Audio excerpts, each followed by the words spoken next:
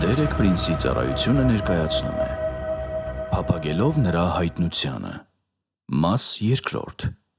Ինչպես պատրաստվենք Հիսուսի գալստյանը Դերեկ Պրինս Ուզում եմ համառոտ կրկնել այն, ինչ ասացի երեկ երեկոյան, որովհետև ուզում եմ դրա վրա կառուցել այս երեկոյի պատգամը։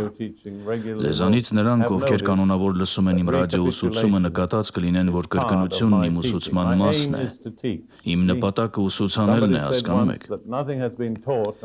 Մի անգամ ինչ-որ մեկն ասել է, որ ոչինչ ուսուցանված չէ, մինչև ինչ-որ բան ընկալված չէ, եւ դա մարտահրավեր նետող արտահայտություն է, որովհետև ես իմ ուսուցանածը չեմ գնահատում նրանով, թե ինչ եմ ասել, այլ նրանով, թե մարդիկ ինչ են ընկալել եւ իրենց համար վերցրել։ Ես 5 տարի եղել եմ Արևելյան Աֆրիկայում աֆրիկացի ուսուցիչների պատրաստման քոլեջի տնօրեն։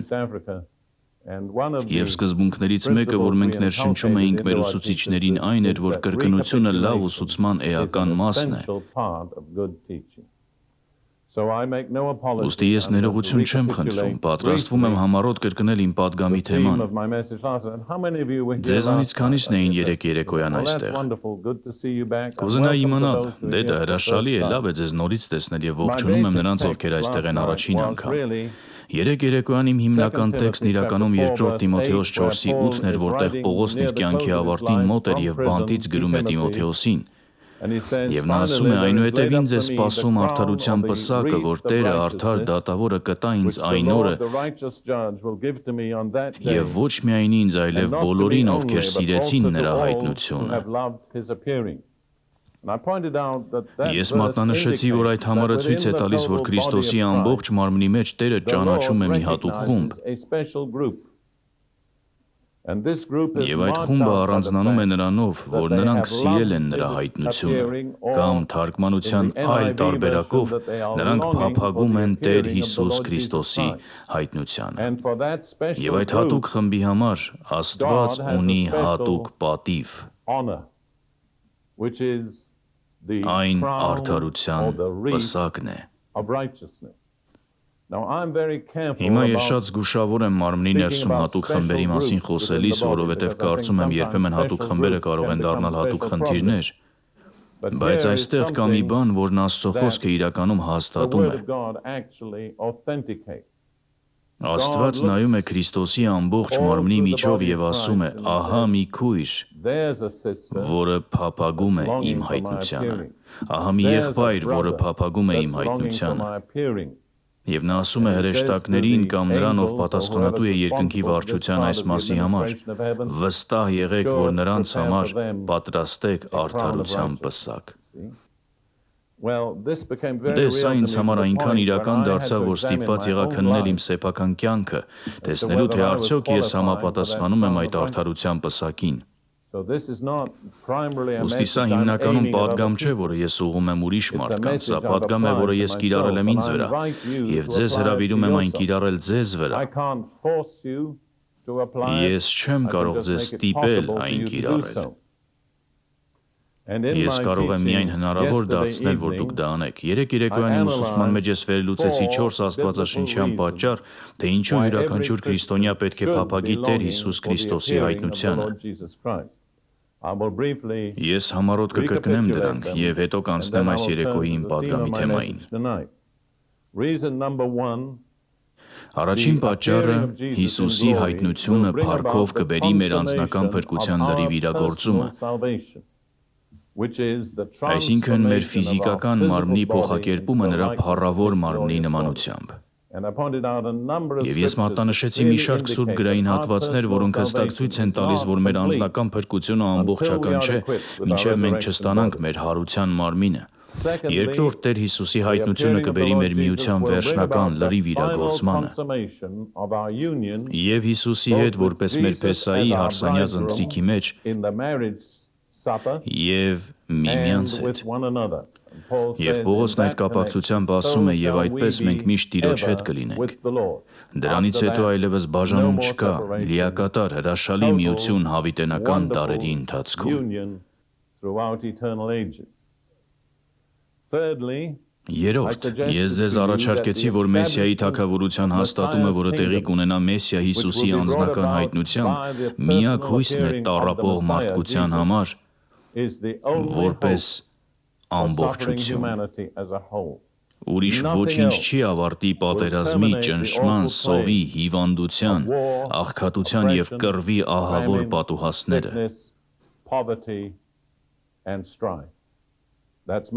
Դա իմ համոզմունքն է, և կարծում եմ, որ ձեզ տվեցի մի շարք սուրբգրային հատվածներ, որոնք հաստատում են դա։ Չորրորդ, սա մեզ դուրս է տանում մեր անձնական շահերից։ Միայն Տեր Հիսուսի հայտնության ժամանակ և հավատացյալների մարմինների փրկագնման ժամանակ է, որ ստեղծագործությունը կազատվի ապականության ստրկությունից։ Այն ապականությունը,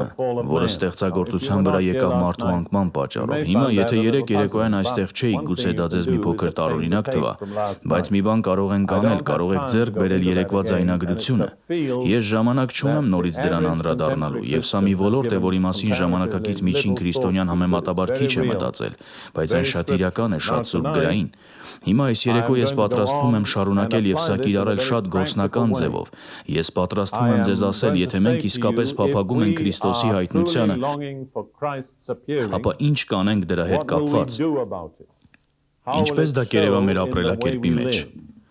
Որն է լինելու դրա գործնական դրսևորումը մեր ամենօրյա կյանքում։ Եվ ես պատրաստվում եմ ձեզ առաջարկել 4 կամ գուցե 5 տարբեր ձևեր, որոնցով դա մեզ կմղի ապրել կյանքեր, որոնք տարբերվում են այն մարդկանց կյանքերից, ովքեր անհամբերությամբ չեն սպասում Հիսուսի հայտնությանը։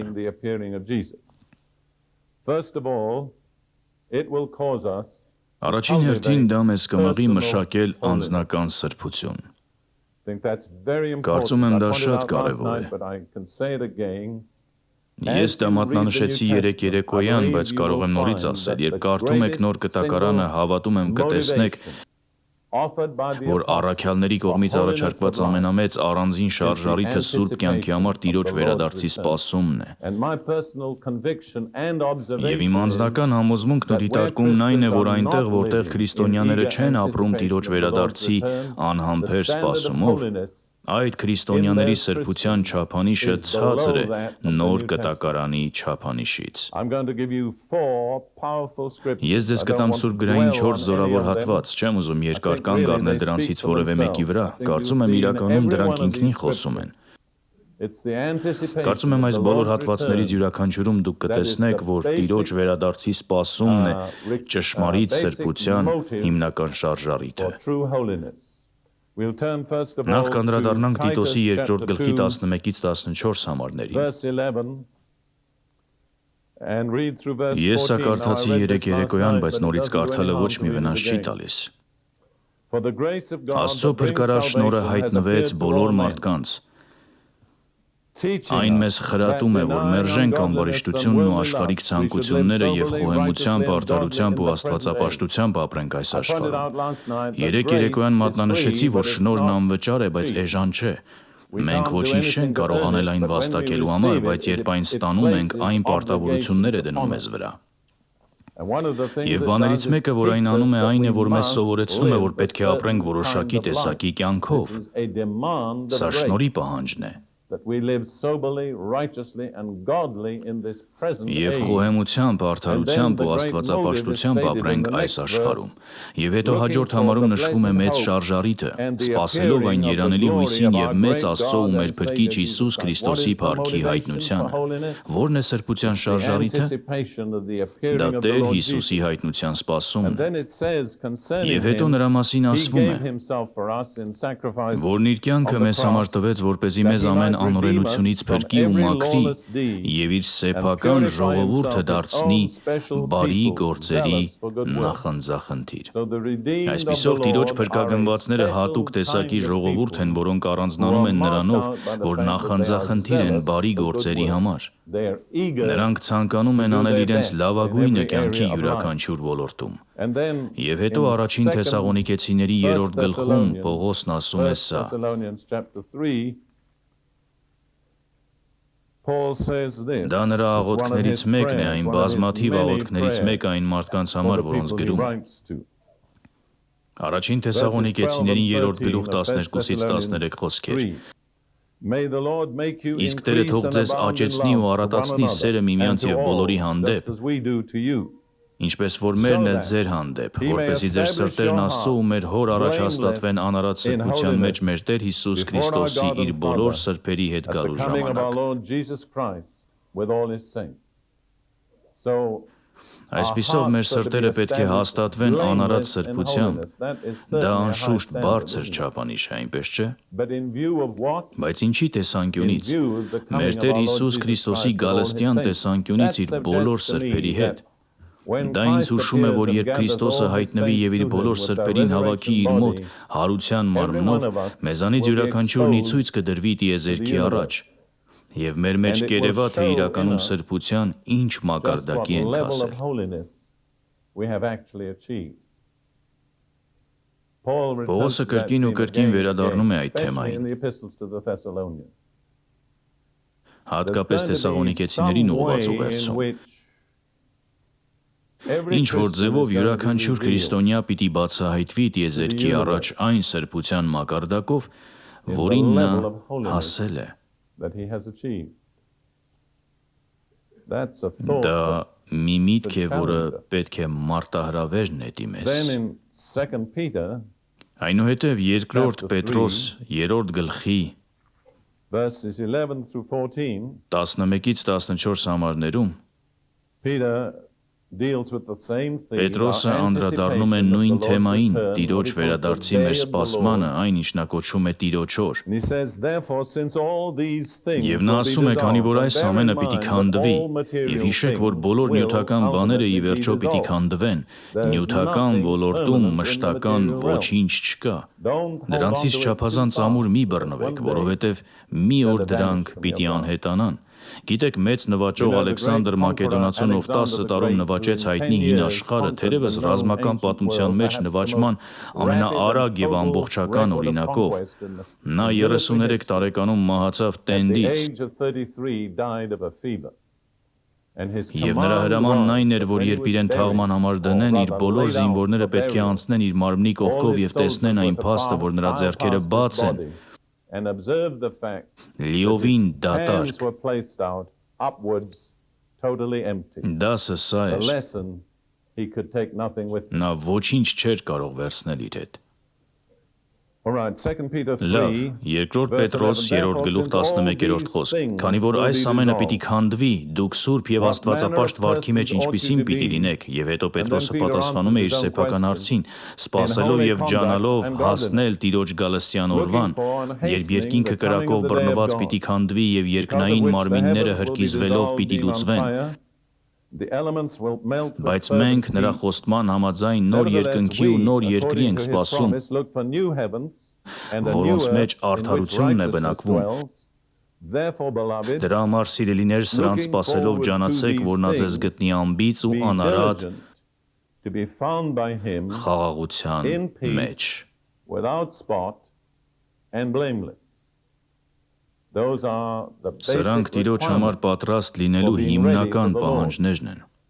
Առաջին հերթին խաղաղության մեջ, կարծում եմ դա շատ կարևոր է։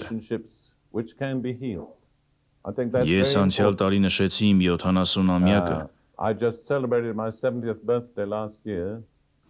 եւ եղել էր մի ժամանակ, երբ մեկ ուրիշ ծառայող շատ քննադատաբար էր վերաբերվել ինձ։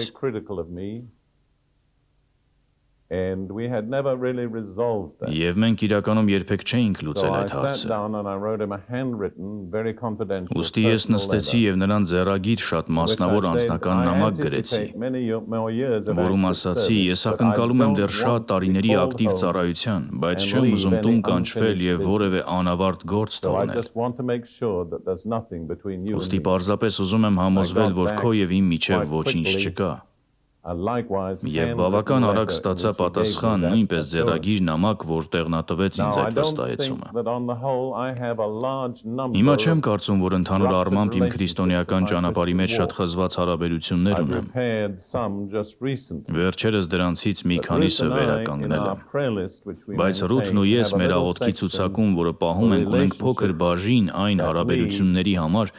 որոնք վերականգնման կարիք ունեն։ Կասկածում եմ, թե այստեղ մեզանից շատերը չունեն մեկ կամ երկու այդպիսի հարաբերություն, եւ ուզում եմ վկայել, որ այն պահից, երբ կազմեցինք այդ ցուցակը եւ այդ անունները գրեցինք այնտեղ, կարողացան կանոնների մեծ մասը ջնջել։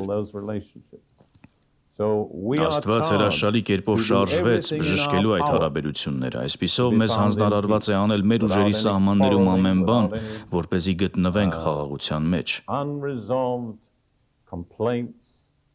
Առանց որևէ վիճաբանության, առանց չլուծված բողոքների կամ դառնության, դա միշտ հնարավոր չէ, Աստվածաշունչը դա ընդունում է։ Աստվածաշունչն ասում է, որքանով որ ձեզնից է կախված խաղաղ ապրեք բոլոր մարդկանց հետ,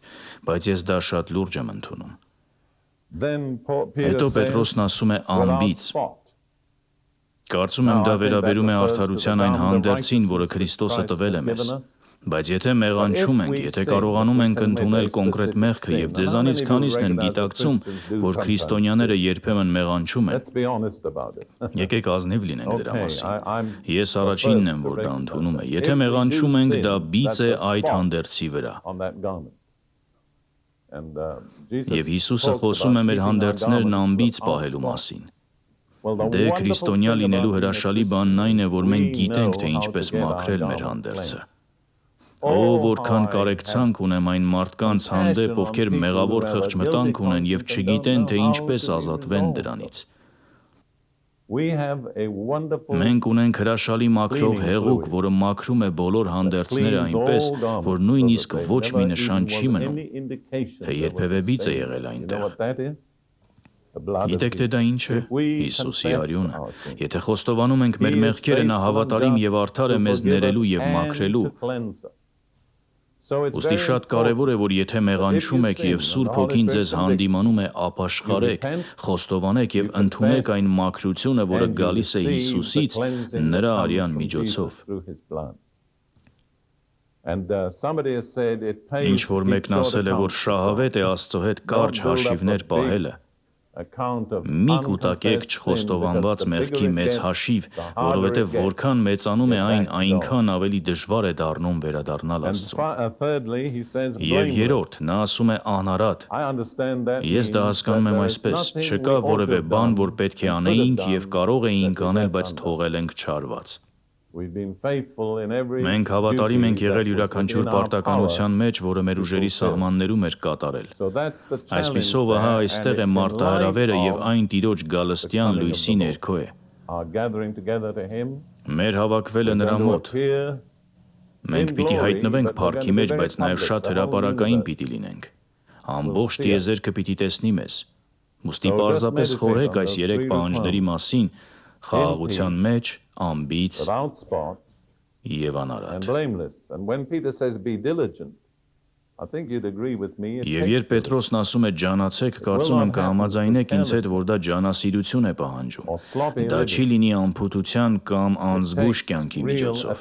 Դա պահանջում է իրական ուշադրություն հոգևոր հարցերի նկատմամբ։ Եվ հետո եւս մեկ սուրբ գրային հատված անձնական սրբության պահանջի հետ կապված։ Երբ պատկերացնում ենք Տիրոջ վերադարձը, առաջին Հովհաննես 3-րդ գլուխ 2-3 խոսքեր։ Սիրելիներ, այժմ Աստծո որդիներ ենք, եւ տակավին հայտնի չէ, թե ինչ պիտի լինենք, բայց գիտենք, որ երբ նա հայտնվի, նրա նման կլինենք, որովհետև կտեսնենք նրան ինչպես որ է։ Սա այն հարության մարմինն է, որի մասին խոսում է, երբ տեսնենք նրան, նրա նման պիտի լինենք, նույն տեսակի մարմինը պիտի ունենանք։ Հիմա Հովհաննեսը շարունակում է, եւ ամեն ոք, ով այս հույսն ունի իր մեջ, իր անձը մաքրում է, ինչպես որ նա է մաքուր։ Այսպիսով սա այն մարդկանց նշանն է, ովքեր իսկապես հույս ունեն տեսնելու Հիսուսին եւ փոխակերպվելու նրա նմանությամբ։ Ամեն ոք, ով այդ հույսն ունի, մաքրում է իրեն։ Եթե ես ձեր հովիվը լինեի, ինչը չեմ, եւ տեսնեի, որ դուք ձեր ամենօրյա կյանքում ոչ մի ուշադրություն չեք դարձնում ձեզ մաքրելու վրա, որ դուք իրական քայլեր չեք անում ավելի մաքուր դառնալու համար, ստիպված կլինեի ձեզ ասել, դուք իրականում չեք սպասում Տիրոջը։ Դուք գուցե այո եք ասում վարդապետությանը, բայց դա իրական չէ ձեր փորձառության մեջ, որովհետև ամեն ոք, ով այս հույսն ունի, նրա վրա մաքրում է իրեն։ Դա նշան է։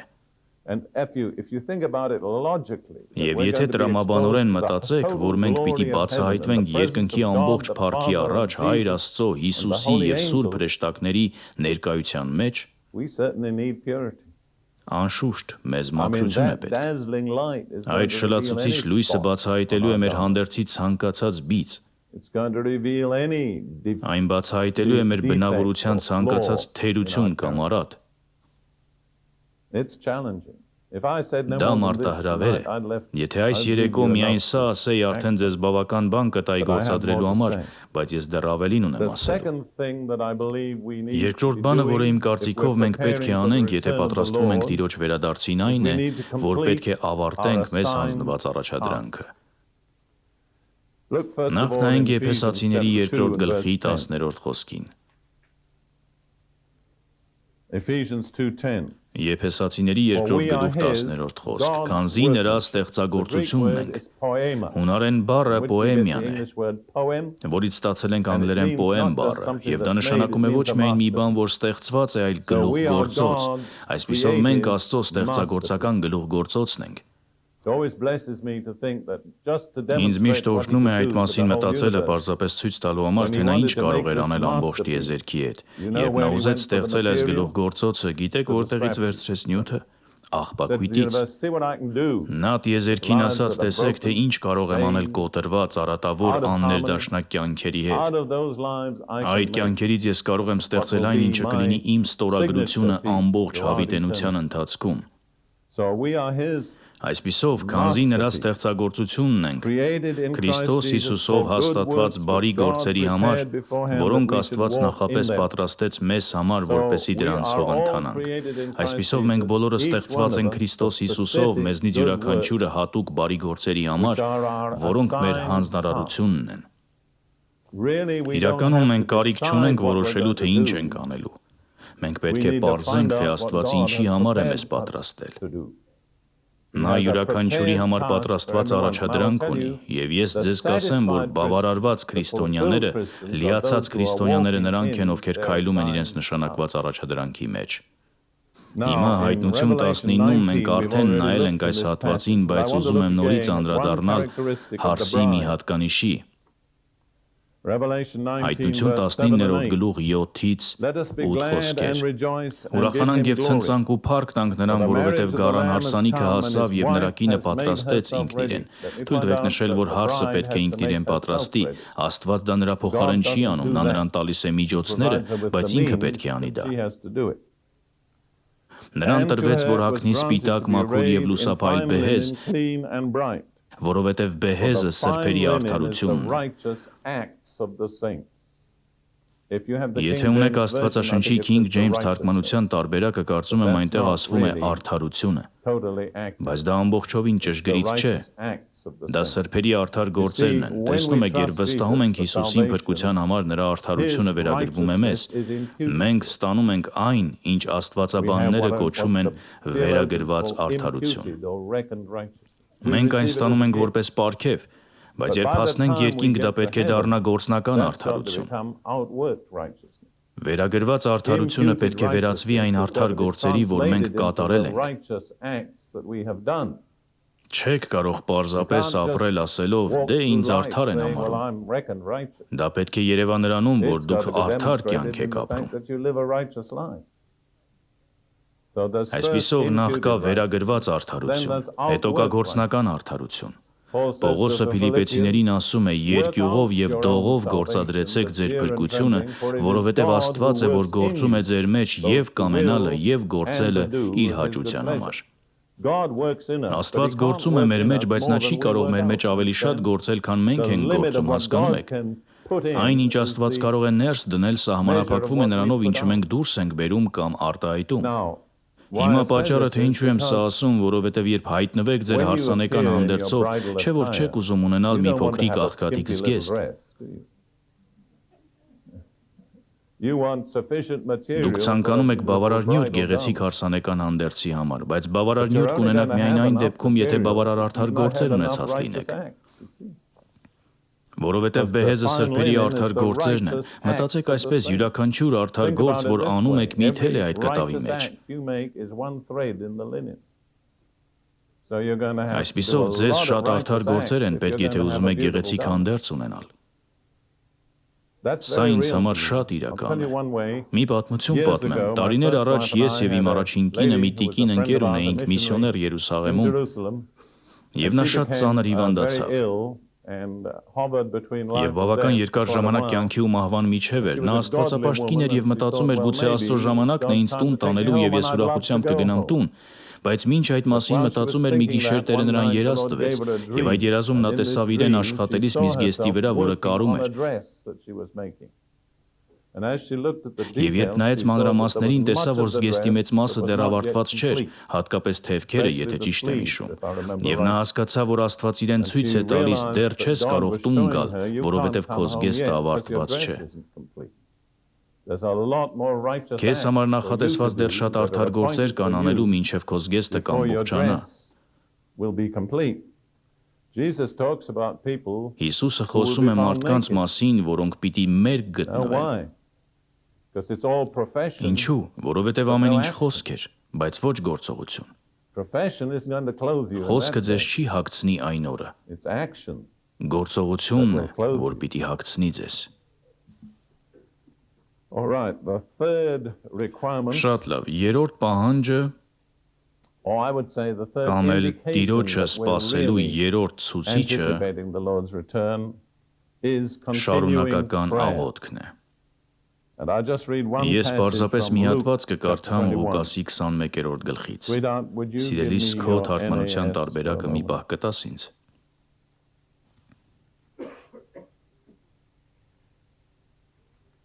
Լուկաս 21-րդ գլուխ։ Սա այն գլուխն է, որը համապատասխանում է Մատթեոս 24-ին եւ Հիսուսի նկարագրությունն է այն իրադարձությունների, որոնք պիտի նախորդեին նրա վերադարձին։ Սա մարգարեական խոսք է։ Ես պարզապես օգտագործում եմ այս տարբերակը, որովհետև կարծում եմ որոշ կետերում այն մի փոքր ավելի մոտ է ճիշտ թարգմանությանը եւ ավելի կենդանի է։ Այսպիսով նախ նայենք 28-րդ համարին։ Հիսուսը նկարագրել է տարբեր տեսակի խնդիրները, ճնշումներն ու չարիքը, որոնք պիտի գան աշխարհի վրա, երբ նրա վերադարձը մոտենա։ Բայց փոխանակ ասելու թաքնվեք քարայրում կամ քողարկեք ձեզ, նա ասում է. Երբ այս բաները սկսեն կատարվել, ուղղվեք եւ բարձրացրեք ձեր գլուխները, որովհետեւ ձեր փրկագնումը մոտեցել է, հասկանում եք։ Մենք, ովքեր իսկապես հավատում ենք Հիսուսին, աշխարհի գործերին այլ տեսանկյունից ենք նայում, քան աշխարհը։ Աշխարհը մշտապես տառապում է աճող խնդիրների պատճառով։ Հենց մի խնդրից դուրս են գալիս, եւս երկուսն են հայտնվում։ Ներկայումս ահաբեկչությունն է բոլորին անհանգստացնող թեման։ Հիսուսն ասաց, որ այս դարի վերջում անօրենությունը պիտի շատանա։ Դա այդ ճշմարտության ընդամենը մեկ կողմն է։ Դե մենք էլ նույն բաներն ենք տեսնում, բայց այլ լույսի տակ։ Հիսուսն ասաց Մատթեոսում, երբ տեսնեք այս բաները, դրանք երկունքի ցավերի սկիզբն են։ Ինչ պիտի գա։ Նոր դարի ծնունդը։ Մենք ուզում ենք տեսնել նոր դարը, ուստի չենք բողոքում երկունքի ցավերից։ Մի ամուսին, որը ցանկանում է, որ իր կինը իրեն գեղեցիկ փոքրիկ երեխա պարգևի, չի ընկճվում, երբ երկունքի ցավերը սկսվում են։ Եթե խելք ունի, նրան արագ տանում է հիվանդանոց եւ ասում՝ «Փառք Տիրոջը, հիմա տեսնում եմ երկունքի ցավերը, գիտեմ երեխան ճանապարհին է»։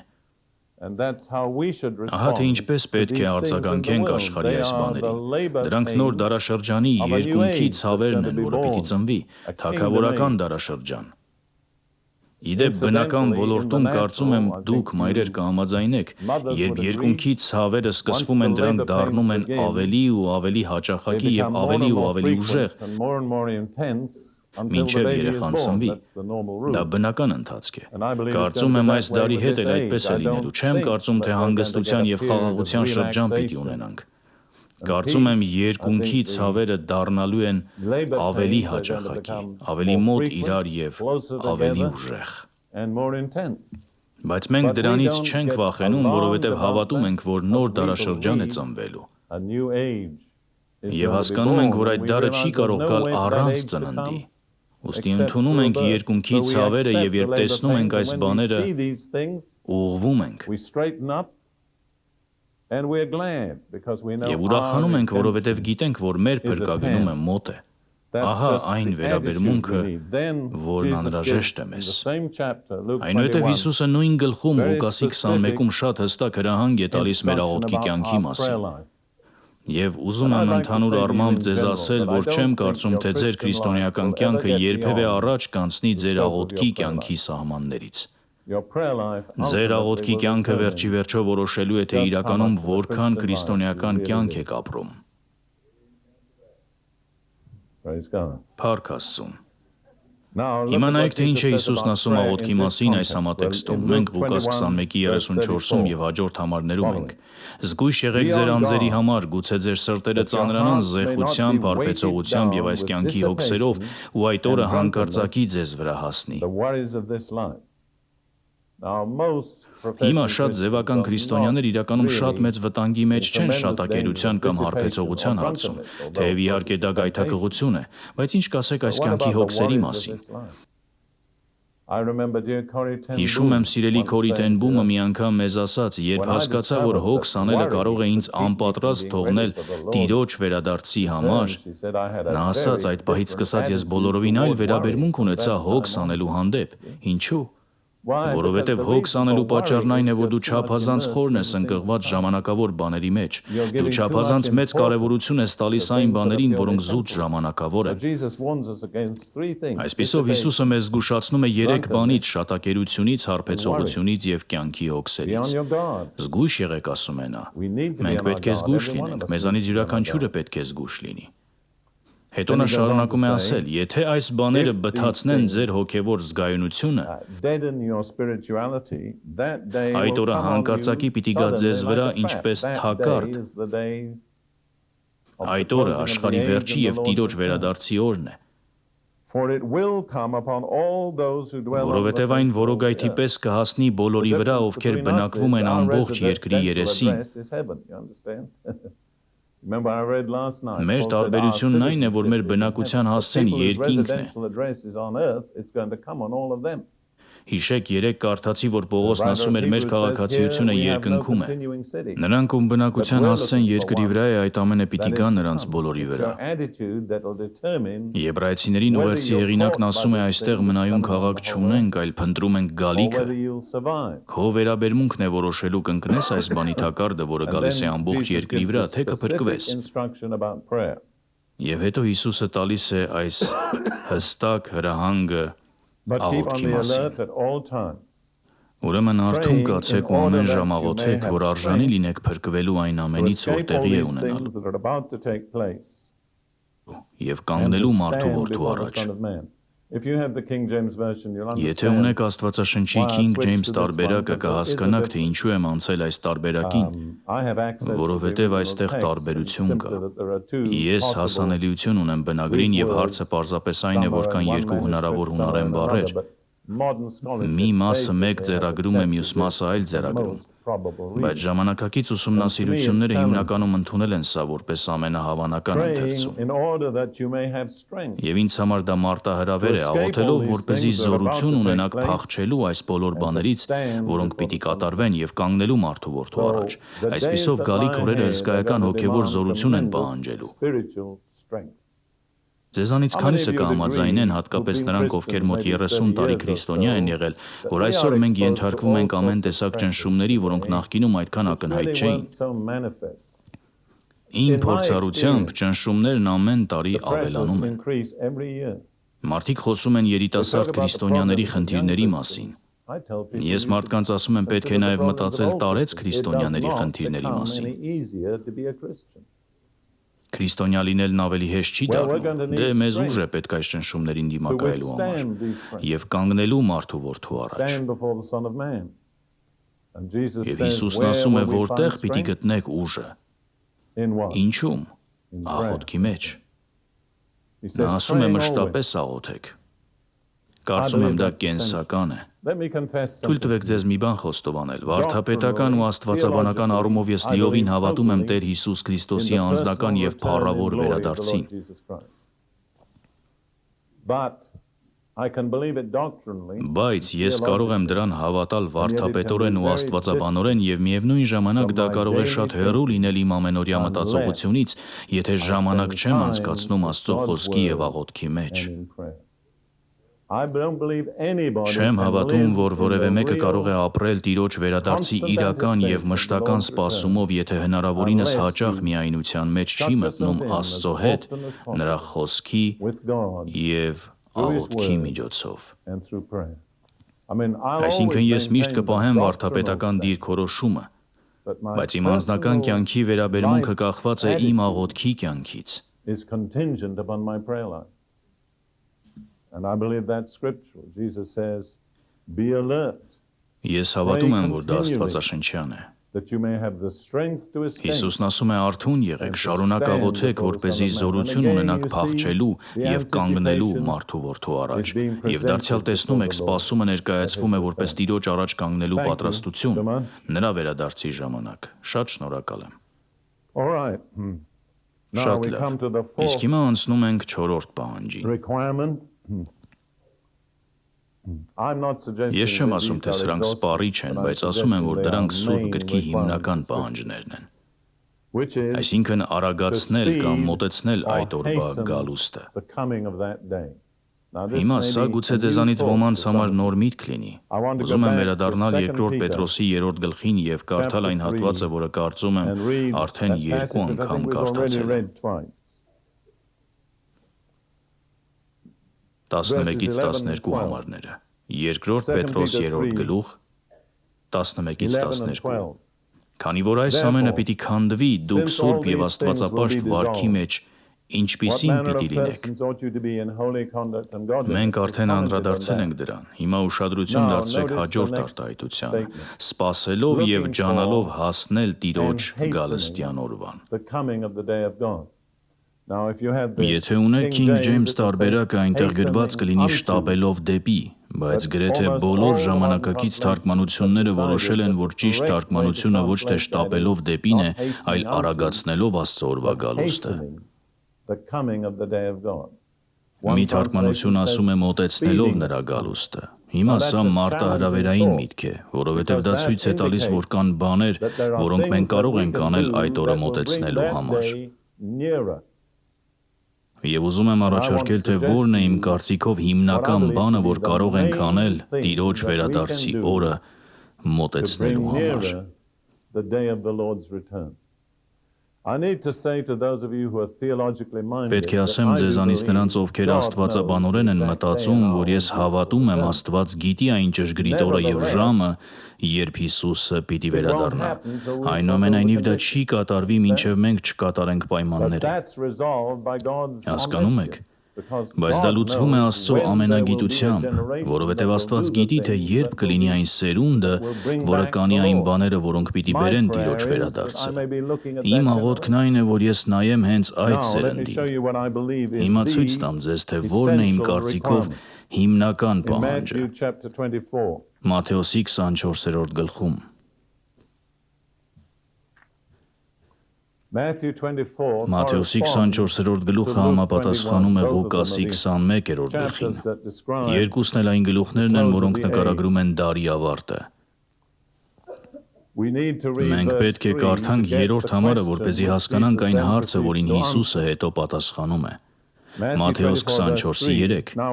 Մինչ նա նստած էր Ձիթենյաց լեռան վրա, աշակերտներն առանձին մոտեցան նրան ու ասացին. «Ասա մեզ, երբ են դրանք լինելու»։ Խոսքը տաճարի ավերման մասին էր, որի մասին նա հենց նոր էր խոսել։ Եվ ո՞րն է լինելու քո գալստյան ու աշխարհի վերջի նշանը։ Թողնենք տաճարի ավերման հարցը, որովհետև դրան իրականում պատասխան է տրվում Ղուկաս 21-ում։ Պարզապես ասեմ պատասխանը։ Հիսուսն ասաց. «Երբ տեսնեք Երուսաղեմը զորքերով շրջապատված, իմացեք, որ նրա կործանումը մոտ է»։ Դա Մատթեոսում այդքան մանրամասն չի տրված։ Ահա թե ինչու պետք է այս գլուխները միասին դիտենք։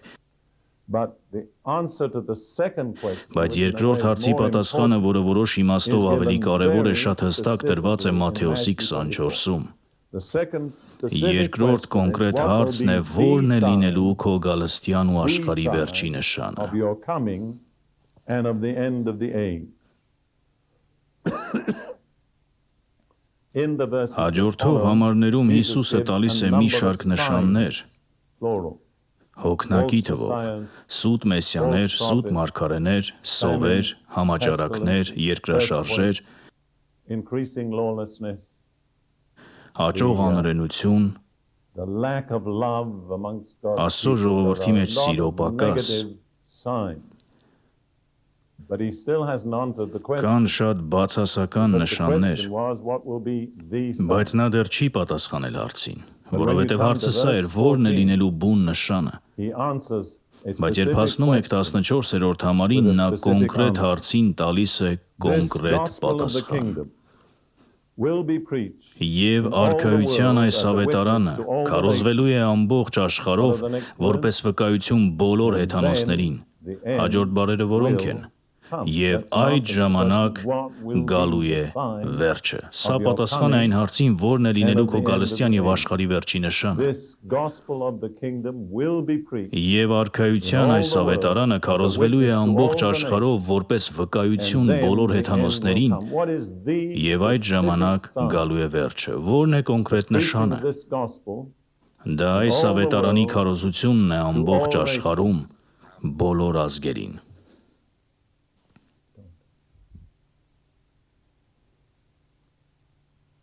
Excuse me a moment. You see, when before Տեսնում եք, Jesus left, նախքան Հիսուսի համբարձվելը, after his resurrection, իր հարությունից հետո նա հատուկ հրահանգներ տվեց իր առաքյալներին։ very precise. Շատ հստակ երկու տեղում՝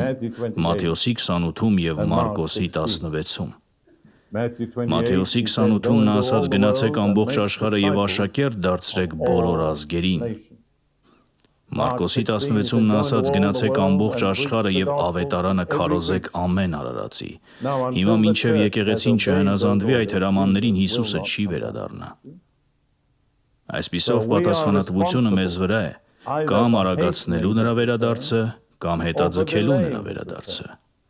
Միակ ձևը, որով կարող ենք վստահ լինել Տիրոջ վերադարձին, այն է, որ կատարենք այն գործը, որը նա վստահել է մեզ։ Okay? Պետք է ասեմ, որ հավատում եմ, Սատանան շատ լավ ծանոթ է աստվածաշնչյան Is very մարգարեություններին։ well acquainted with biblical prophecy. And his main Եվ նրա motivation is to գլխավոր hold on to his շարժարիթը kingdom. իր թագավորությունը պահելն է։ He knows that his Եվ նա kingdom գիտի, will որ իր stand. թագավորությունը կկանգնի մինչև երկու պայման կատարվեն։ The first is this Առաջինը one. սա է։ Եվ արքայության այս ավետարանը քարոզվելու է ամբողջ աշխարհով, որպես վկայություն բոլոր հեթանոսներին։ And then the end. Եվ այդ ժամանակ The other, which գալու է we'll deal with in վերջը։ a moment, is the restoration of Մյուսը, որին մի Israel. պահից կանդրադառնանք, Իսրայելի վերականգնումն է իր Մեսիայի հետ։ On Satan's Այսպիսով priority Սատանայի list of առաջնահերթությունների things to ցանկում prevent, դրանք կանխելու համար հենց այս երկուսն են առաջին տեղում։ Ամեն կերպ խանգարել, որ եկեղեցին թագավորության ավետարանը քարոզի բոլոր ազգերին, եւ ամեն կերպ դիմադրել Իսրայելի վերականգնմանը։ Սա է մերձավոր արևելքում տեղի ունեցողի իմաստը։ Այն աղմուկը, որը մշտապես բարձրանում է այդ փոքրիկ ազգի ու փոքրիկ երկրի շուրջ, լիովին անտրամաբանական է։ Եթե չհասկանաս դրա հետևում կանգնած հոգևոր հարցերը, Սատանան գիտի, որ երբ Իսրայելը վերականգնվի, իր թագավորությունն ավարտված է։ Նա նաև գիտի, որ երբ եկեղեցին կատարի իր հանձնարարությունը եւ արքայության ավետարանը հռչակի ամեն ազգի, այդ ժամանակ Տերը կարող է վերադառնալ։ Տեսնում եք, Սատանան բարկանում է, եթե նույնիսկ մեկ հոգի փրկվի, բայց դա դեռ չի սպառնում նրա թագավորությանը։ Նույնիսկ եթե վաղը Միացյալ Նահանգներում 50 միլիոն հոգի փրկվի, դա չի տապալի Սատանայի թագավորությունը։ Բայց եթե արքայության ավետարանը քարոզվի ամեն ազգի, ամեն ցեղի, ամեն լեզվի, Եվ ամեն ժողովրդի, then the way is open for the Lord. ապա ճանապարհը կբացվի Տիրոջ As վերադարձի regards համար։ establishing churches Ինչ in a վերաբերում է country Ամերիկայի like նման America, երկրներում եկեղեցիներ I'm հիմնելուն, not sure that Satan is վստահ much չեմ, worried թե about Սատանան churches շատ է himself. անհանգստանում եկեղեցիների I հիմնադրմամբ։ think some of them help him. Actually. Կարծում եմ դրանցից որոշներն իրականում օգնում են նրան։ I'm not being cynical. I mean, I think they Ես teach չեմ հեգնում, Christians պարզապես կարծում եմ, որ դրանք քրիստոնյաներին կապված են պահում անվնաս զբաղված պահելով այնպիսի բաներով, որոնք ոչ մի սպառնալիք չեն ներկայացնում Սատանայի համար։ You know, I'm inclined to Ես think we have հակված եմ մտածելու, որ Ամերիկայում մենք արդեն բավական եկեղեցիներ ունենք։ Իրականում կարելի է ասել չափազանց շատ։ Ամերիկյան եկեղեցիները ոչ մի սպառնալիք չեն Սատանայի համար, մինչև չդառնան ինչ։ Ավետարանի պատգամաբերներին բոլոր ազգերի մոտ ուղարկող կենտրոններ։ Իսկ դրանց մեծ մասը այդպիսին չեն։ Պետք է ասեմ, կարծում եմ Սատանան եկեղեցին կապել է հանգույցներով, եւ դրա մեծ մասը պարզապես սովորույթների մեջ է։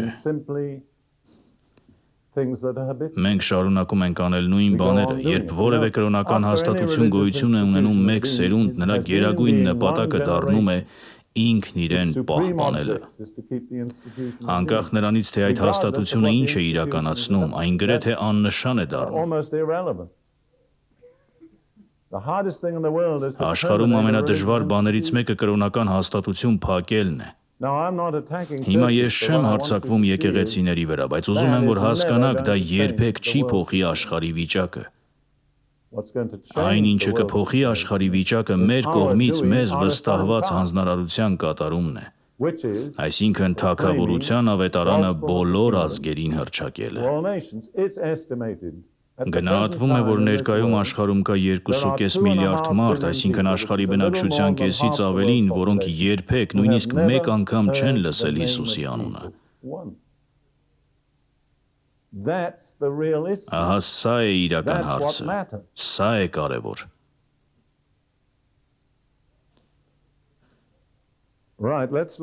Եկեք նայենք այս երկու փոխկապակցված պահանջներից երկրորդին։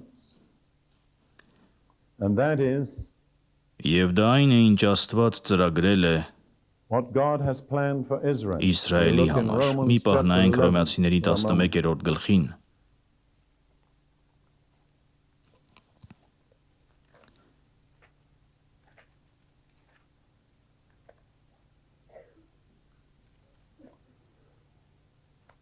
Ընդամենը երկու համար։ 25 և 26 Եղբայրներ չեմ ուզում, որ այս խորհուրդը չիմանաք և ձեզ իմաստուն կարծեք։ Հիմա ո՞րն է այդ խորհուրդը։ Իսրայելի մեկ մասի վրա եկած կուրությունը կշարունակվի մինչև, նկատեք, ամեն անգամ, երբ խոսվում է Իսրայելի մերժման մասին, միշտ նշվում է երկու բան, դա մասնակի է և ժամանակավոր։ Մասամբ և մինչև։ Կուրությունը մասամբ եկել է Իսրայելի վրա մինչև ինչը, մինչև բոլոր հեթանոսների մտնելը։ Իսկ ինչպես պիտի հեթանոսների լրիվ թիվը ներս մտնի, ինչն է բացարձակապես անհրաժեշտ։ Արքայության ավետարանի հռչակումը բոլոր ազգերին։ Տեսնում եք Հայտնության գրքում մեկից ավելի անգամ տեսնում ենք փրկագնվածների պատկերը, և Հայտնությունը շեշտում է, որ նրանք ամեն ցեղից, ազգից, ժողովրդից և լեզվից են։ Այսպիսով փրկագնվածների ամբողջությունը չի կարող ամբողջանալ, մինչև յուրաքանչյուր ցեղ, ազգ և լեզու չլսի բարի լուրը։ Ահա թե ինչու ես անձամբ եռանդուն աջակցում եմ Աստվածաշնչի Վիկլիֆի թարգմանության կենտրոնին, որովհետև հավատում եմ, որ Տիրոջ վերադարձը մոտեցնելու էական մասերից մեկն այն է, որ Աստծո խոսքի գոնե մի մասը հասնի յուրաքանչյուր խոսվող լեզվի։ Այս մասին մոդայիկ չէ խոսելը, վերնագրերում այն չի հայտնվում, բայց դա կենսական է։ Հավատում եմ, որովհետև Հիսուսն այդ գերագույն զոհը բերեց բոլոր ազգերի և բոլոր մարդկանց համար ամենուր, որ Տիրոջը պատվելու համար Հայր Աստվածը կապահովի, որ յուրաքանչյուր ցեղից, ժողովրդից, ազգից և լեզվից գոնե մեկը օգտված լինի այդ զոհաբերությունից, որ նրա մահը երկրի վրա ոչ մի խմբի համար իզուր չլինի։ Here we are faced with the fact blindness in Այսպիսով, part has այստեղ happened to մենք Israel կանգնած ենք այն until փաստի what? առաջ, The որ church կուրությունը doesn't know. massամբ եկել է Իսրայելի վրա մինչև ինչ, See, one of մինչև our եկեղեցին կատարի իր responsibilities գործը։ is we're keeping Տեսնում եք, մեր Israel պատասխանատվություններից մեկն in այն է, որ unbelief. մենք Իսրայելին պահում ենք Because they անհավատության cannot մեջ, be restored որովհետև նրանք չեն fully կարող լիովին to God վերականգնվել Աստծո հետ, մինչև until հեթանոսների the ամբողջ full թիվը number of the ներս Gentiles is չմտնի։ coming. See? Read the next verse. Կարդացեք հաջորդ Until the համարը։ full number of the Gentiles has Մինչև come in, բոլոր and հեթանոսների so մտնելը եւ all այսպես Israel Իսրայելը will be կփրկվի, saved. As it ինչպես is որ written, գրված է, the deliverer will come out of Սիոնից Zion and he փրկիչը will turn կգա away եւ ungodliness from Jacob. ամբարիշտությունները Հակոբից So կհեռացնի։ those are the two Այսպիսով priorities, սրանք as են, I ինչպես ես եմ understand them, in հասկանում God's Աստծո program ծրագրի for the երկու close of the age. առաջնահերթությունները And they're աշխարհի closely ավարտի համար։ Number one, the Եվ proclaiming դրանք of the kingdom սերտորեն gospel կապված to են all առաջին nations. արքայության ավետարանի հռչակումը Number բոլոր two, ազգերին, երկրորդը the restoration of Իսրայելի Israel. I was talking վերականգնումը։ to a very Ես intelligent խոսում էի մի Jewish շատ lady խելացի հրեա կնոջ հետ, who's not a born որը again վերստին Christian, but ծնունդ her ունեցող husband, who's a քրիստոնյա Gentile, չէր, is a born again Christian. բայց And նրա they ամուսինը, came որը հրեա չէր, and asked to վերստին talk to ծնունդ me ունեցող about this քրիստոնյա issue. էր, եւ նրանք եկան ու խնդրեցին խոսել ինձ հետ And I այս հարցի explained to մասին։ them Ես հակիրճ briefly what I've բացատրեցի been նրանց trying to այն, ինչ communicate փորձում էի to you. փոխանցել ձեզ եւ ասացի. And I said, Մեր ծանր պատասխանատվությունն է, որ հրեա ժողովուրդը դեռևս Jewish people are վերականգնված not չէ, yet restored because we որովհետև haven't մենք done our մեր job. գործը չենք կատարել։ Because until the full number of the Gentiles Որովհետև come մինչև in, հեթանոսների ամբողջ թիվը չլրանա, Իսրայելի մի մասը կմնա անհավատության մեջ։ Այս բավական բարդամիտ հրեա կինը նայեց ինձ եւ ասաց. being Jewish, looked at me and she said, Դե well, I guess երևի we're at մենք the արդեն end of հերթի the line. վերջում ենք։ Հետո Then ասաց, she կուզեի, said, I որ wish դուք you'd get գործի on with the անցնեիք։ job. Դա իսկապես Was a ուշագրավ remarkable մարտահրավեր էր։ challenge, really. Նա շատ She բան էր had seen տեսել։ so much.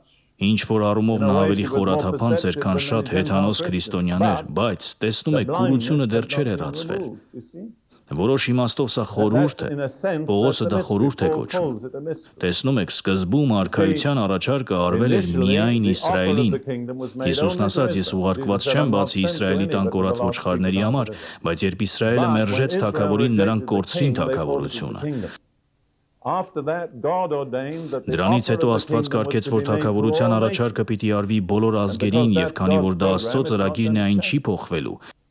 So the age cannot close Այսպիսով until աշխարհը the չի կարող program ավարտվել, of մինչև God Աստծո is ծրագիրը complete. չամբողջանա թագավորության offer of the առաջարկը kingdom բոլոր to all ազգերին nations. հասցնելով։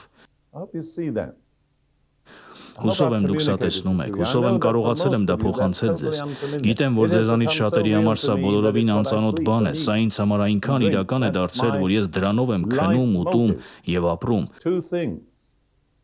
Proclaiming the Սա իմ gospel of the կյանքի kingdom շարժառիթ է, երկու բան՝ արքայության ավետարանը հռչակել բոլոր ազգերին and եւ աշխատել working for the Իսրայելի reconciliation of Israel. վերականգնման համար։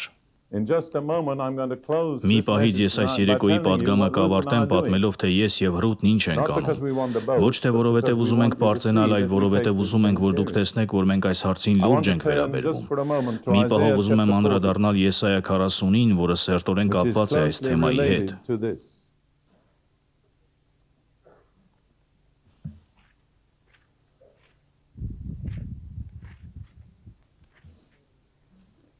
Isaiah 40, we Եսայա begin 40-րդ գլուխ սկսենք with առաջին verses եւ 1 and երկրորդ 2. համարներից։ Comfort ye, Մխիթարեք, comfort ye my մխիթարեք իմ people. ժողովրդին, ասում է ձեր Says your Աստվածը։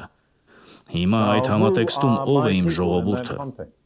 Կասեմ, թե ես I'll tell ինչին you եմ what I հավատում, believe. I կարծում եմ believe դա it's the հրյա Jewish ժողովուրդն people. I է։ have many Ես reasons, շատ but I պատճառներ don't have ունեմ, որոնք time հիմա to give. ժամանակ չունեմ So ներկայացնելու։ if Եթե it's the մխիթարվողները Jewish հրյա people who are to be ժողովուրդն են, ապա comforted, ում են ուղված այս To խոսքերը։ whom are those words addressed?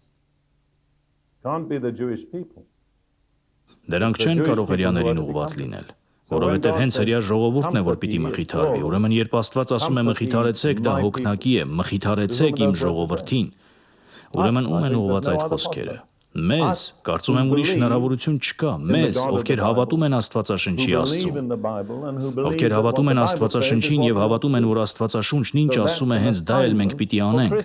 Այսպիսով սա քրիստոնյաների հանձնարարությունն է։ Մխիթարեցեք իմ հրյա ժողովրդին, քանիսդ կհամաձայնեք, որ հրյա ժողովուրդը մխիթարության կարիք ունի։ Պատմության մեջ ոչ մի այլ ազգ չի տառապել իրենց կրած տառապանքի նույնիսկ 1/10-ը։ Եվ խնդրում եմ հասկացեք, ես այստեղ ոչ մեկին չեմ մեղադրում, բայց նրանց տառապանքների մեծ մասը եղել է իրենց քրիստոնյա կոչվողների ձեռքից։ Սա պետք է հիշեք։ Դուք չեք հասկանա աշխարհի իրավիճակը, եթե սա չհասկանաք։ the main source of anti-Semitism Եվրոպայում in առնվազն Europe for 1000 at տարի least 1000 հակասեմիտիզմի years հիմնական աղբյուրը was եկեղեցին the էր։ church. Well, you Դուք say that's կասեք, not դա our մեր church. եկեղեցին չէր, գուցե ճիշտ է, True enough. բայց որքան Maybe. ես եմ հասկանում, կա But as far as միայն I մեկ understand, there is եկեղեցի։ only one church. Հիսուսը Jesus երկու is հարց not a չունի, bigamist. He's not նա coming back երկու to հարցնացուների համար չի վերադառնում։ So, Այսպիսով մենք we պետք must է be մեզ part of the եկեղեցու church. մաս You համարենք։ see, Տեսնում եք, մենք չենք we կարող can't պարզապես just accept ընդունել the այն, good որ that the եկեղեցին church արել է has եւ done and ասել, say, well, that սա we ընդունում ենք, accept, բայց but the այն վատը bad մեզ չի we վերաբերում։ disown. Այդպես չի That աշխատում։ doesn't work. Մենք պատմության We մեջ are պատասխանատու ենք այն ամենի համար, ինչ answerable in քրիստոնեական history եկեղեցին for what արել the է։ Christian church has done. Hitler would never have been able to do in one Հիտլերը generation երբեք what չէր he did կարողանա to մեկ destroy the սերնդի Jews. ընթացքում անել այն, ինչ արեց Seed հրեաներին had not been ոչնչացնելու sown համար, in the minds եթե of the գերմանացիների, Germans, the Poles, լեհերի, and the Austrians, ավստրիացիների, and the French, ֆրանսիացիների and եւ many շատ other այլ nations, ազգերի, ինչպես նաեւ ռուսների մտքերում այդ by սերմը the առնվազն 1000 for at տարի least 1000 եկեղեցին years. The way I չցաներ։ express it is this. Իդեպ ես այսպես եմ արտահայտում։ Եկեղեցին սերմանեց, նացիստները հնձեցին այն։ That may shock some of you. Գուցե սա ձեզանից ոմանց ցնցի, եթե ուզում եք կարող եք ստուգել իմ ասածը իմ վերջին խոսքը Մերձավոր Արևելքի վերաբերյալ գրքում, որտեղ կարծում եմ բավական փաստագրված ապացույցներ եմ And ներկայացրել don't այս say փաստի it was համար։ only the Catholics. Եվ խնդրում եմ մի ասեք, թե միայն կաթոլիկներն էին, որովհետև Մարտին Լյութերից ավելի հակասեմիտ մարդ գրեթե չկար։ Հրեաների մասին նրա արտահայտություններն այնքան գռեհիկ եւ զզվելի են, որ երբ ես ուսումնասիրում էի դրանք, հրաժարվեցի դրանցից որոշները տպել իմ գրքում։ Ես պարզապես չէի ուզում իմ գրքի էջերը կեղտոտել այն բաներով, որ Մարտին Լյութերն ասել է հրեաների մասին։ Ես շատ հարցերում Մարտին Լյութերով հիացողն եմ, բայց սա եկեղեցու պատմության տխուր եւ մութ էջերից է։ Dark page in the history of the church. So, if we're told to comfort the Jewish people, we've got many Այսպիսով, motives. եթե մեզ ասվում է մխիթարել հրեա ժողովրդին, ապա դրա համար շատ շարժառիթներ ունենք։ Առաջին հերթին մենք պետք է ինչ-որ չափով փոխհատուցենք այն վնասի համար, որ նրանց հասցրել ենք։ Երկրորդ պետք է հիշենք, թե Հիսուսն ինչ ասաց, փրկությունը հրեաներից է։ Յուրաքանչյուր հոգևոր օրհնություն, որ մենք վայելում ենք որպես քրիստոնյաներ, մեզ հասել է հրեա ժողովրդի միջոցով։ No patriarch. Եվ ես կհիմնավորեմ այդ խոսքը, եթե հրեաներ չլինեին, չէին լինի ոչ նահապետներ, ոչ մարգարեներ, ոչ առաքյալներ։ Նրանք բոլորը հրեաներ են։ How much would you have of Չէր լինի ոչ salvation? աստվածաշունչ, ոչ փրկիչ։ Առանց այդ ամենի դուք փրկությունից These are ինչ just կունենայիք։ plain, objective, historical Սրանք facts. պարզապես հստակ, օբյեկտիվ պատմական փաստեր են։ Այսպիսով Աստված ասում է հիմա ժամանակն է, եւ ես հավատում եմ մենք ապրում ենք հենց այդ օրերում, որ դուք սկսեք մխիթարել իմ ժողովրդին։ Երուսաղեմի հետ քաղցրությամբ խոսեք, հայտարարեք, որ նրա զինվորական ծառայությունն ամբողջացավ, որ թողություն է տրվել նրա անօրենությանը, որ նա իր բոլոր մեղքերի համար Տիրոջ ձեռքից կրկնապատիկ հատուցում է ստացել։ Հիսուսի ժամանակներից ի վեր Երուսաղեմը առնվազն 10 անգամ գրավվել է օտար ազգերի կողմից։ Սա ոտնակոխ եղած ճնշված քաղաք է։ Հիմա նկատեք այս ամենի համատեքստը։ Հաջորդ համարն ասում է՝ մի ձայն կանչում է, պատրաստեք Տիրոջ ճանապարհը անապատում։ Ինչպես ենք պատրաստում Տիրոջ ճանապարհը։ Հրեա ժողովրդին մխիթարելով։ Տեսնում եք համատեքստը։ Եվ հիմա ուզում եմ ձեզ ցույց տալ մխիթարության պատգամը։ Ես փորձառությունից եմ խոսում, որովհետև Աստված ինձ օգտագործել է այս պատգամը հրեաներին փոխանցելու իրենց ժողովարաններում եւ նաեւ այլ վայրերում, տարբեր առիթներով։ The message is in verses 6, 7 and 8. Պատգամը 6-ից 8-րդ The համարներում voice է։ said, cry out. Մի He ձայն said, ասում է what shall I cry? կանչիր։ What is my Նա message? ասում է ինչ կանչեմ։ This is the answer. All Ահա flesh is պատասխանը։ grass. Ամեն մարմին խոտ է եւ նրա ամբողջ վայելչությունը նման է դաշտի ծաղկի։ The grass withers, the Խոտը flower չորանում է, fades, because the ծաղիկը breath of the թարամում, Lord երբ or the Տիրոջ Spirit շունչը of the փչում է Lord դրանց blows վրա։ upon it. Surely the people Իրապես are ժողովուրդը grass. նման է խոտի։ Now, what comfort Հիմա is there ինչ in that? մխիթարություն կա դրա մեջ։ None. Ոչ It's all մի։ very true, but Ամեն it's ինչ not շատ comfort. ճշմարիտ է, բայց դա All մխիթարություն flesh չէ։ is going to perish. Ամբողջ It's all մարմինը going to պիտի wither. կորչի, պիտի չորանա, պիտի It's gonna թառամի։ fade away. Ուրեմն ուր է մխիթարությունը։ Where's the comfort? Մխիթարությունը հաջորդ համարում է։ The grass Խոտը withers, the չորանում է, flower ծաղիկը fades. թարամում, բայց մեր Աստծո word of our խոսքը God մնում է Stands հավիտյան։ forever. Սա այն բաներից what- մեկն է, որ one մենք of the պետք է things we ասենք need to հրեա tell ժողովրդին։ This word of Աստծո այս God խոսքը stands. հաստատ This կանգնած է, word այս խոսքը ձեզ promises you ապագա է peace. խոստանում, This word այս խոսքը promises ձեզ you վերականգնում է restoration. խոստանում, այս This խոսքը word ձեզ օրհնություն է promises you խոստանում, blessing. այն հավիտյան է It կանգնած։ stands forever. Այն ազգերը, թագավորություններն ու կայսրությունները, որոնք հալածել են Իսրայելին պատմության բեմից անցել են Have խոտի passed պես։ from the scene of history like grass. Two things remain. Երկու բան է մնացել՝ Աստծո խոսքը եւ հրյա ժողովուրդը, որոնց Աստված հավիտենական ապագա է խոստացել։ Ահա սա է պատգամը։ Եվ եթե սկսեք մարգարեների այս պատգամը հասցնել հրյա ժողովրդին, մի հետաքրքիր բան կբացահայտեք։ Նրանք գրեթե լիովին անտեղյակ են իրենց սեփական մարգարեներից։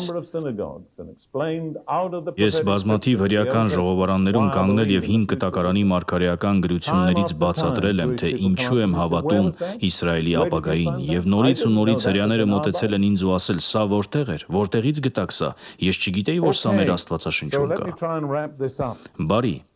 հիմա փորձեմ ամփոփել։ Վերադառնամ նրան, ինչ ես կարծում եմ մեր պատասխանատվություններն են, եթե պնդում ենք, որ ջերմեռանդորեն սպասում ենք Տիրոջ վերադարձին, եթե փափագում ենք նրա հայտնությանը։ Առաջին հերթին մենք պետք է անձնական սրբություն զարգացնենք։ Աստվածաշունչն ասում է՝ առանց սրբության ոչ ոք Տիրոջը չի տեսնի։ Երկրորդ, մեզանից յուրաքանչյուրը պետք է կատարի իրեն վստահված հանձնարարությունը։ Եվ երբ մենք կատարում ենք մեր հանձնարարությունը, թելեր ենք ավելացնում այն սպիտակ կտավին, որը պիտի դառնա մեր հարսանեկան զգեստը։ Երրորդ, Հիսուսը զգուշացնում է մեզ շարունակական աղոթքի անհրաժեշտության մասին, որպեսզի զորություն ունենանք փրկվելու այս բոլոր բաներից եւ կանգնելու մարդու որդու առաջ։ Եվ հետո Պետրոսը մեզ կոչ է անում ոչ միայն սպասել այդ օրվան, այլ նաև արագացնել դրա գալուստը։ Մենք կարող ենք անել բաներ, որոնք կարագացնեն Տիրոջ վերադարձը, եւ հակառակը, եթե դրանք չանենք, կհետաձգենք Տիրոջ վերադարձը։ Այս կամ այն կերպ մենք պատասխանատու ենք։ Այն երկու բաները, որոնք կարծում եմ աստվածաշնչորեն համապատասխանում են այս ժամանակին, հետևյալներն են։ Առաջինը, մենք պատասխանատու ենք արքայության ավետարանը բոլոր ազգերին հռչակելու համար, որովհետև մինչև դա տեղի չունենա, վերջը չի գա։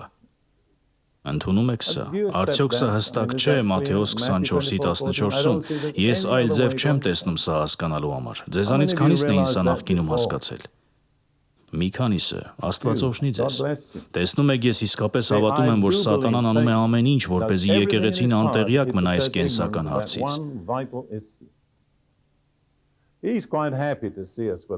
Նա շատ գոհ է, երբ մենք զբաղված ենք մեր կիրակնօրյա դպրոցի պիկնիկներով եւ շատ այլ բաներով, որոնք պարզապես եկեղեցին շարժման մեջ են պահում, բայց նրա թագավորությանը նույնիսկ փոքր սպառնալիք չեն ներկայացնում։ Մյուս բանը Տիրոջ ճանապարհը պատրաստելն է Իսրայելին մխիթարելով։ Նրանց սեր ցույց տալով։ Սա մի բան է, որ նրանք շատ քիչ են զգացել 19 տարերի աքսորի ընթացքում, սեր։ Դուք կզարմանաք, թե որքան անկեղծ անվերապահ սերը կարող է հալեցնել հրեական սիրտը։ Նրանք գրեթե կվազեն ձեր հետևից, երբ զգան, որ իսկապես սիրում եք իրենց։ Եվ ես չեմ խոսում նրանց մկրտական դարձնելու փորձի մասին, հասկանում եք։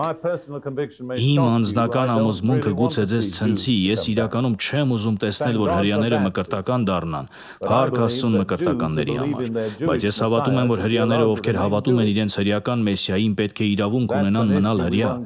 Սա մի հարց է, որի մեջ հիմա չենք խորանա։ Բայց մենք պարտավոր չենք լուծել այս բոլոր խնդիրները, մենք պետք է մխիթարենք նրանց, մենք պետք է սիրենք նրանց, մենք պետք է աղոթենք նրանց համար։ Հիմա,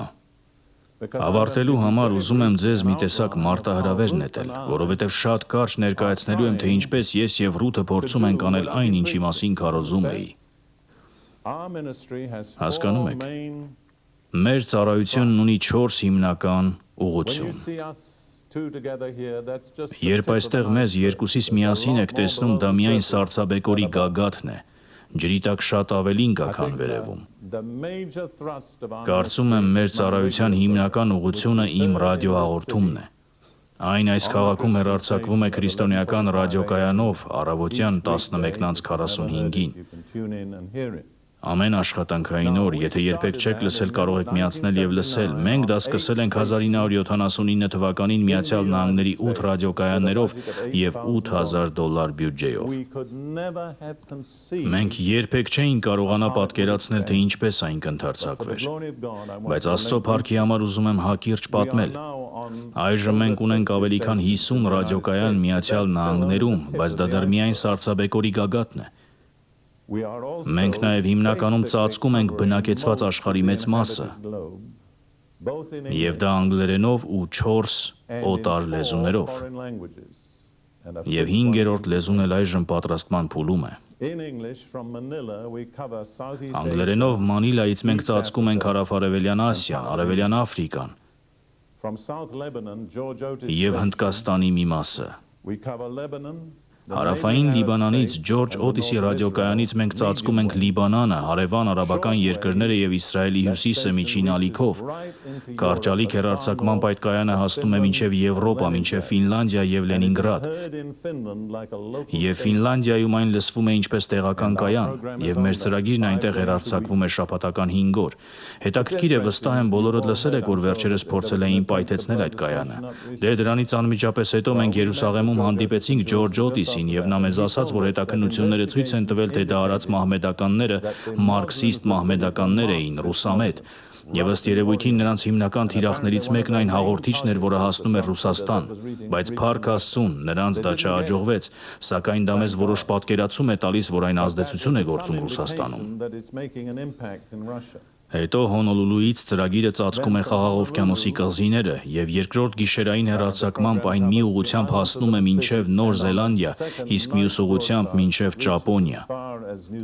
Պուերտո Ռիկոյից այն հասնում է Կարիբյան կղզիների մեծ մասին։ Այն նաեւ լսվում է Նոր Զելանդիայի մեծ մասում եւ Ավստրալիայի հարավում։ Սա անգլերենով է։ Այժմ այն թարգմանվել է չինարենի 3 բարբառներով՝ մանդարին, կանտոներեն եւ ամոյ։ Եվ չինական մշակույթի պատճառով ես չեմ կարող հեռարձակվել Դերեկ Պրինս անունով։ Այսպիսով ես ունեմ չինական անուն եւ ծրագիրն էլ ունի չինական անուն։ Ծրագրի չինական անունը կենթանի զոհ է։ Իսկ իմ չինական անունը որքան կարողանում եմ արտասանել Ե Գվան Մինգ է, որը նշանակում է պարզ լույս։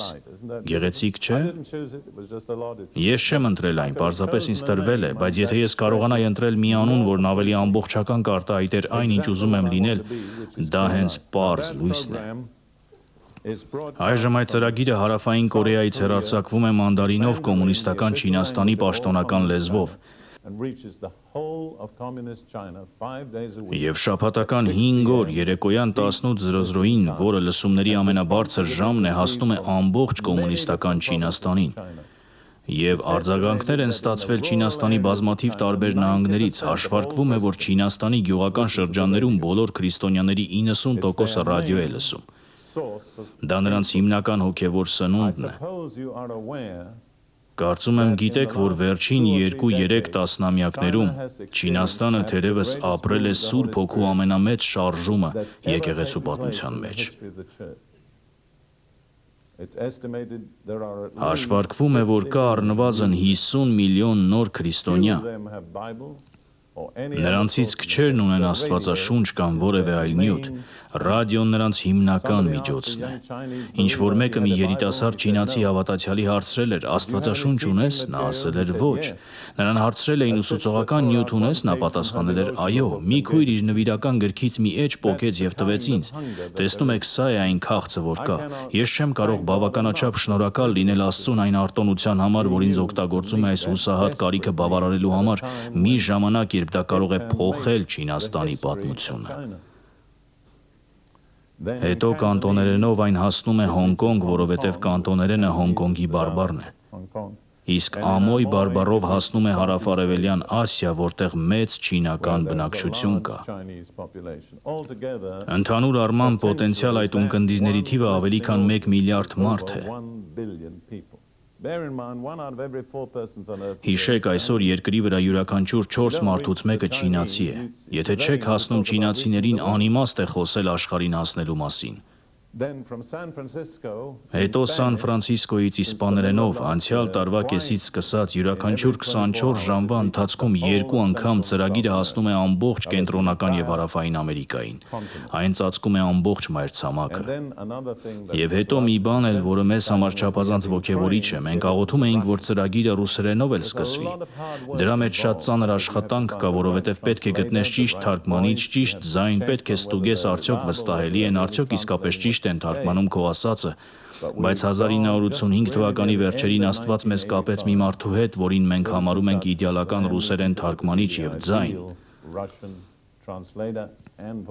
Մի մարդ, որը ծնվել էր Լեհաստանում, կրթություն ստացել Ռուսաստանում, նա շատ հալածանքներ էր կրել իր հավատքի համար եւ հրաշքով ազատվել ու ընտանիքով տեղափոխվել Միացյալ Նահանգներ։ Այսպիսով վստահում ենք, որ մինչև 1986 թվականի վերջը մենք ամեն օր հավանաբար օրը 2 անգամ եւ գուցե ավելի կայաններով կհեռարձակվենք խորհրդային Ռուսաստան։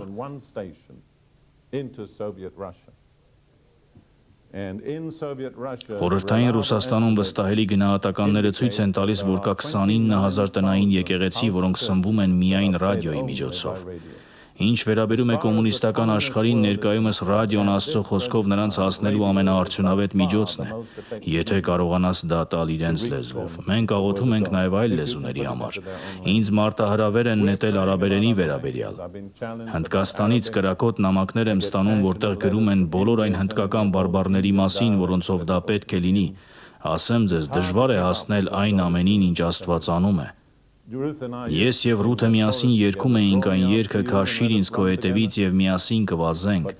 բայց մի քանի տարի առաջ ես ասացի Ռութին, ավելի լավ է դադարենք սա երգել, որովհետեւ առանց այդ էլ չենք հասցնում։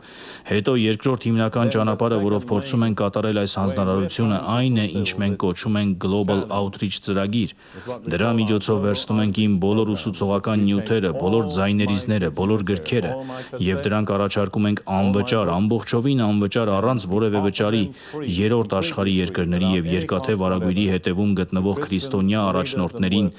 եւ ծառայողներին։ Այժմ նյութեր ենք ուղարկում մոտ 40 երկրներ։ Իմ նյութերը այս կամ այն լեզվով առկա են երկաթե վարագույրի բոլոր երկրներում։ Եվ պարզապես հետաքրքրության համար ասեմ, չեմ կարող առաջարկել սա գնել, որովհետև սա վերջին օրինակն է։ Կարծում եմ գոնե միայն մեկ օրինակ է մնացել։ Գուցե ինչ-որ մեկը կարողանա ձեռք բերել։ Սա իմ Քրիստոսի վարդապետության հիմքերը գիրքն է, Աստվածաշնչյան հիմնական ուսուցման 7 գրքերից կազմված։ Ձեզանից քանիսն են կարդացել այս գիրքը։ Դե լավ է, ես ամբողջ աշխարհում մարդկանց եմ հանդիպում, ովքեր ասում են, ես մեծացել եմ սրանով, սա էր, որ կայունություն տվեց իմ քրիստոնեական կյանքին։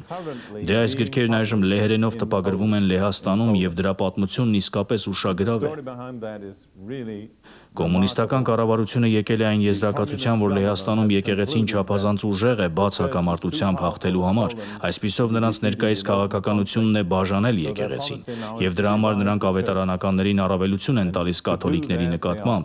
Այդ պատճառով էլ ավետարանականներին թույլ են տվել տպել եւ հրատարակել այս գրքերը։ Բայց ինձ զվարճացնում է այն, որ բազմաթիվ նամակներ եմ ստանում կաթոլիկներից, որոնք ասում են, թե որքան շատ են իմ գրքերն օգնել իրենց։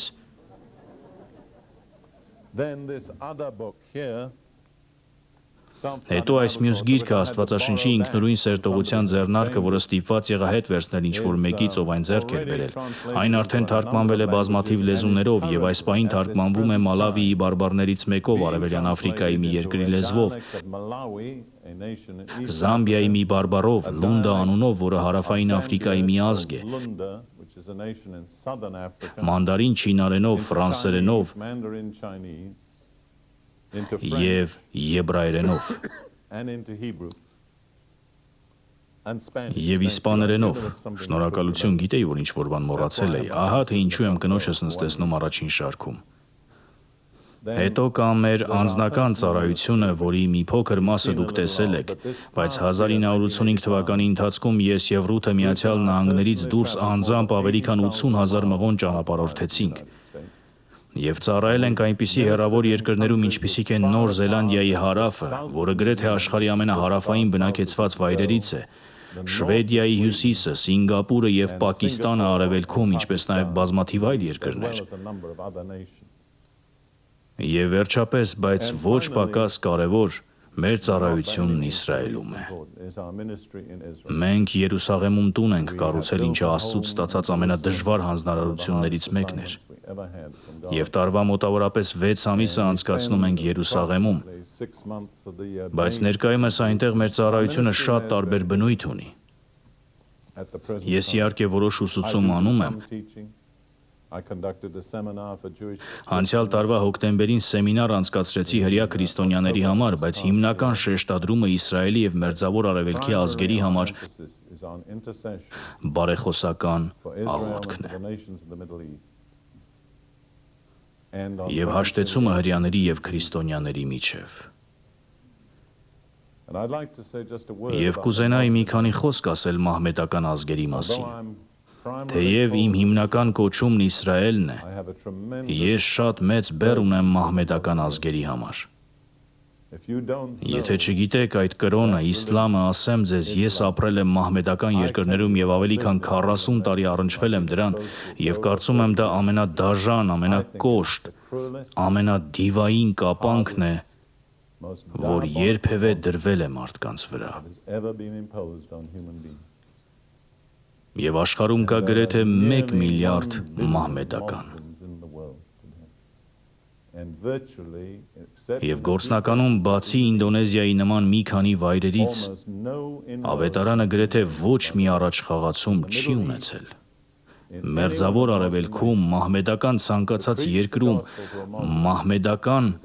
ժողովրդի համար ավետարանը քարոզելը հանցագործություն է, որը հաճախ պատժվում է մահվամբ։ Իսկ մահմեդականի քրիստոնեություն ընդունելը հանցագործություն է, որը ինքնաբերաբար պատժվում է մահվամբ։ Այսպիսով այնտեղ կա խավարի մի գրեթե անհաղթահարելի թագավորություն, որը կարծում եմ մենք պետք է հաղթահարենք առաջին հերթին աղոթքի ծառայության միջոցով։ Սա մեր ծառայության մի փոքր ամփոփումն էր, բայց ես ուզում էի ներկայացնել դա ձեզ, որովհետև ուզում էի, որ իմանաք մենք պարզապես չենք քարոզում։ Մենք ձգտում ենք գործադրել այն, ինչ քարոզում ենք։ Եվ հիմա, երբ մոտենում ենք ավարտին, ուզում եմ մարտահրավեր նետել ձեզ, ովքեր լսեցին այս պատգամը։ Ես բավականին ուղիղ մարդ եմ։ Ես չեմ հավատում ամեն գլուխ խոնարհված եւ ամեն աչք փակված մոտեցմանը, չգիտեմ ինչու պետք է մարդը որոշում կայացնի գլուխը խոնարհած եւ աչքերը փակած կանգնել։ Ես կնախընտրեի, որ որոշում կայացնեիք աչքերը լայն բաց։ Այստեղ կան մարդիկ, ովքեր ճանաչում են Տիրոջը, սիրում են նրան, ուզում են ծառայել նրան, բայց եթե չափենք այս երեկո ասածներովս դուք իրականում այդ ամենի մեջ ամբողջությամբ ներգրաված չեք։ Հուսով եմ սա ձեզ չի վիրավորում, դուք զբաղված եք բազմաթիվ կրոնական գործունեություններով, բայց դրանցից շատ քչերն են իրական վնաս հասցնում սատանայի թագավորությանը։ Ձեզանից ոմանք գուցե հովիվներ կամ ժողովների առաջնորդներ եք։ Կուզենայի, որ մտածեիք, թե ձեր ժողովն իրականում որքան բան է անում, որն իսկապես սպառնում է սատանային։ That really threatens Satan. And how much you may just be engaged. Եվ որքանով է գուցե պարզապես զբաղված կրոնական գործունեությամբ, որն այս աշխարհում ոչ մի էական բան չի փոխելու։ Հուսով եմ սա ձեզ չի վիրավորում, բայց ես այդպես եմ տեսնում։ Հիմա հատկապես, բայց ոչ բացառապես խոսում եմ այստեղի երիտասարդների հետ։ Գուցե դուք իսկապես մարտահրավերի կարիք ունեք։ Կցանկանաք ասել Աստծուն այն ամենի լույսի ներքո, ինչ եղբայր Պրինսն ասաց այս երեկո. Տեր, ես ինձ հասանելի եմ դարձնում քեզ, որպեսզի անեմ այն, ինչը իսկապես կբավարարի կարիքը։ Այն, ինչը իսկապես կազդի իրավիճակի վրա։ Այն, ինչը իսկապես կարագացնի Տիրոջ վերադարձը։ Եթե զգում ես, որ Աստված իր Սուրբ Հոգով այսօր քեզ մարտահրավեր է նետել, եւ ես այստեղ տարիքային սահմանապակում չեմ դնում, եւ կցանկանայիր քո կյանքը նորից նվիրել այն բաներին մասնակցելուն, որոնք իսկապես կարեւոր են։ Հուսով եմ սա ամբարտավան չի հնչում, բայց կարծում եմ Սուրբ գրքից հստակ բացատրեցի, թե ինչու են դրանք կարեւոր։ Եվ դու կցանկանայիր խնդրել Աստծուն, որ այս երեկո իր ձեռքը դնի քեզ վրա եւ ուղղորդի դեպի մի բան, որն իսկապես նշանակալից է։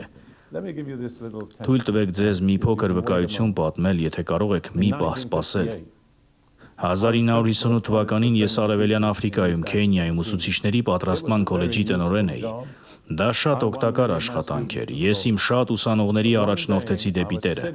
բայց մի օր նստած էի Վիկտորիա լճի ափին, որն այնտեղ արևմտյան Քենիայում մեծ ու գեղեցիկ լիճ է։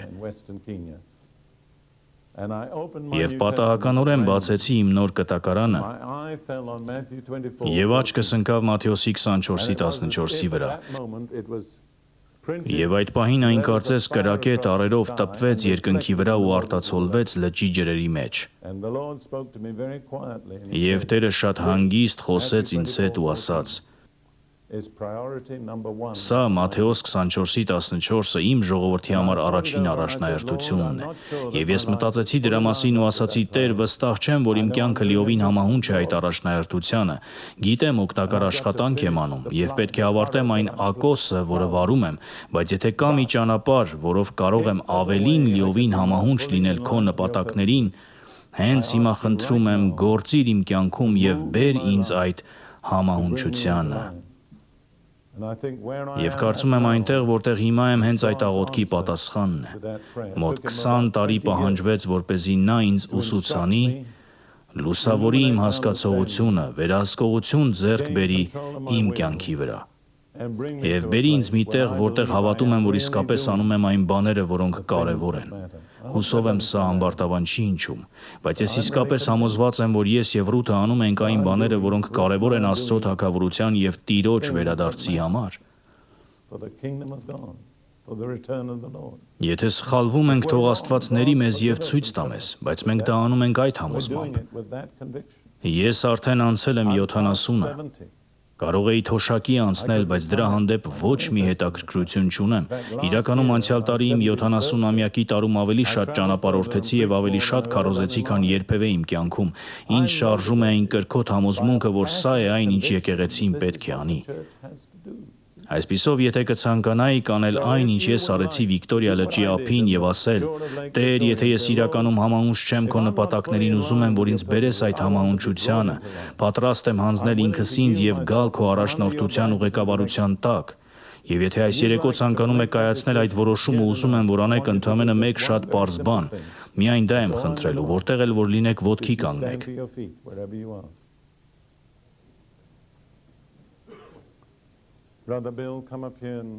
Եղբայր Բիլ, բարձրացիր այստեղ եւ աղոթքով աջակցիր ինձ։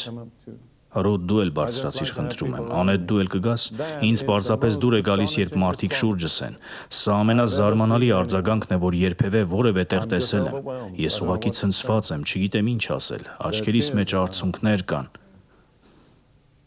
Ես իսկապես վախենում էի, որ չափազանց երկար կխոսեմ կամ շատ եմ երկարացրել կամ բավական հստակ չեմ արտահայտվել։ Փառք Աստծուն, որ Սուրբ Հոգին այս ճշմարտությունը պարզ դարձրեց։ Կուզենայի, որ այս աղոթքը կրկնեիք ինձնից հետո, դուք ինձ չեք աղոթում, խնդրում եմ դա հասկացեք։ Ես պարզապես ձեզ խոսքեր կտամ եւ այդ խոսքերով դուք ձեր կյանքը կհանձնեք Տիրոջ ձեռքերի մեջ եւ պարզապես կխնդրեք նրան անել այն ամենը, ինչ պետք է արվի եւ վստահեք նրան։ Ասեք այս խոսքերը. Տեր Հիսուս Քրիստոս, դու իմ փրկիչն ու քավիչն ես։ Դու քո թանկագին արյամբ փրկեցիր ինձ սատանայի ձեռքից։ Եվ ես քոնն եմ եւ ուզում եմ ծառայել քեզ։ Տեր, ուզում եմ անել այն, ինչ իսկապես կարևոր է։ Ուզում եմ նվիրված լինել այն բաներին, որոնք կբերեն քո վերադարձը։